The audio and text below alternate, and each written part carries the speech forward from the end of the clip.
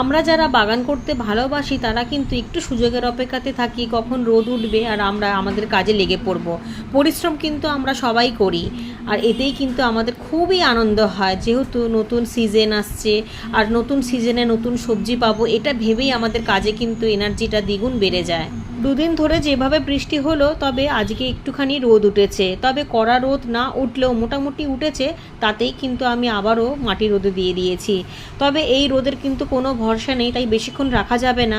বেশিক্ষণ রাখলে হঠাৎ করে বৃষ্টি নেমে পড়লে তখন তাড়াতাড়ি করে তুলতে পারবো না, কিছুটা তো কাজটা এগিয়ে যাবে।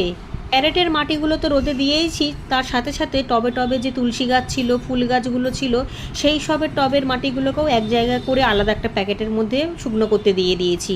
এখানে দু রকমের মাটি রয়েছে, একটা রয়েছে কাঠের ভুসি দিয়ে তৈরি করা মাটি, আর একটা রয়েছে কাঠের ছিলকা দিয়ে তৈরি করা মাটি। এখন এখান থেকে একেবারেই নড়া যাবে না, নড়লেই বৃষ্টি